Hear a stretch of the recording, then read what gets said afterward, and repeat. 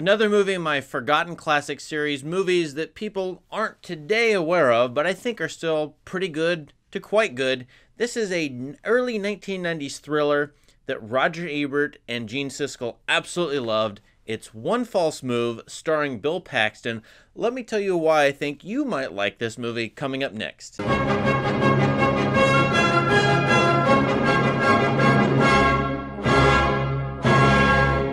So here's One False Move. It's from the early 1990s. There's not a Blu-ray version of it, and it was co-written by Billy Bob Thornton, who most of you know. He co-stars in this movie. Bill Paxton stars, and an actress I didn't know, Cynda Williams, does a great turn in this movie, directed by Carl Franklin. I found this movie in Roger Ebert's 4-star review book, and he actually named this the #2 movie of 1992. Gene Siskel's quoted on the cover saying this is a great detective thriller, and that's why I got interested in the movie. Now, this is not a thriller. It's in the guise of a thriller, and it involves serial killers. The movie opens in Los Angeles, a trio of killers. 2 of them are killers, and one is this woman played by Cynda Williams named Fantasia, and they're out for cocaine and they're out for money. They're nasty pieces of work. The LA cops are on them, and these 3 people are going to go to Star City, Arkansas, where the woman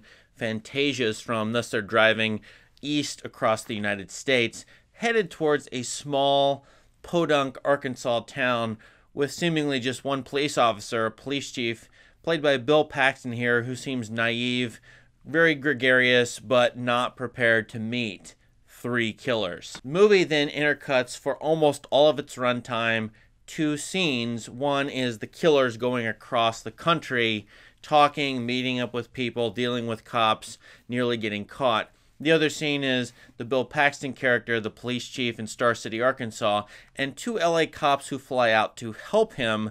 And then you get a city versus country dynamic, big city cop versus small town USA cop, and all those sorts of familiar things you know with those contrasts. About 30 minutes into the movie, and I thought this, you might think this is an ordinary thriller. The showdown is going to happen where the killers arrive in Arkansas at the end, and the police, including the Bill Paxton character, are they going to meet up with the serial killers and have a fight.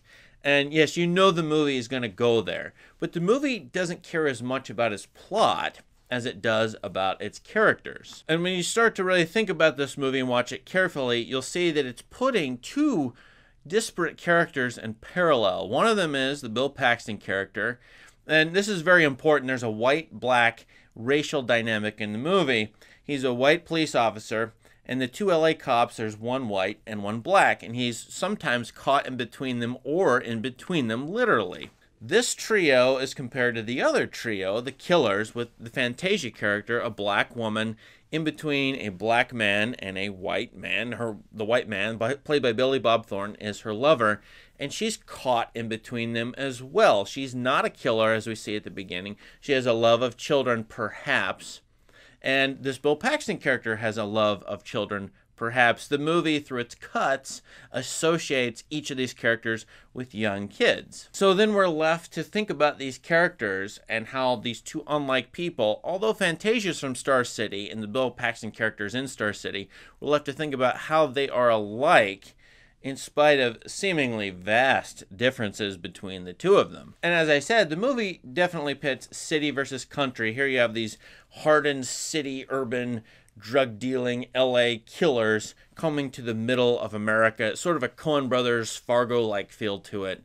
But also then the cops from LA coming in to small-town Arkansas, rural Arkansas, and they know the grittiness of the city, whereas the Bill Paxton character claims he's never drawn his gun, and his policing methods very different from the LA cops' policing methods. Now, I haven't spoiled the movie, but I'm getting there, and so I'm not going to spoil it. I think most people clicking on this video haven't watched this movie, but if you like the Coen Brothers, but a little edgier, and if you like, say, the Fargo TV series, and detective thrillers that are caring more about the characters and their complications. They are not who they are on the surface. You meet each of these characters and you start to form judgments about them. You may stereotype them. And as the movie goes on, in particular with these 2 characters, the Fantasia character and the Bill Paxton character, you will then learn that your stereotypes are sort of right, but sort of wrong. And you'll see them more as full-fledged human beings in an environment, in and from an environment that is at once uniquely American, sort of southern Arkansas aesthetic, as it were, with a harmonica playing, and the rural aspects of this town, Star City. As well, though, these characters are deeply flawed. So is this one of the best movies of the 1990s, or at least 1992? I think Siskel and Ebert, generally speaking, are correct. I'm not sure it's the best movie of the early 90s or one of the best, but I think a lot of you will like it. It's at least pretty good. And certainly, if you like in-depth character studies and don't care so much about gunplay and showdowns and tension-based thrillers, I think this movie will please you at least. And you can think about what it's saying as far as its racial dynamics and its geographical or ethnic dynamics. Have you seen this movie? What do you think about it? Let us know in the comments. I'd love to hear from you. And please subscribe to this channel for more great content. Thanks and have a great day.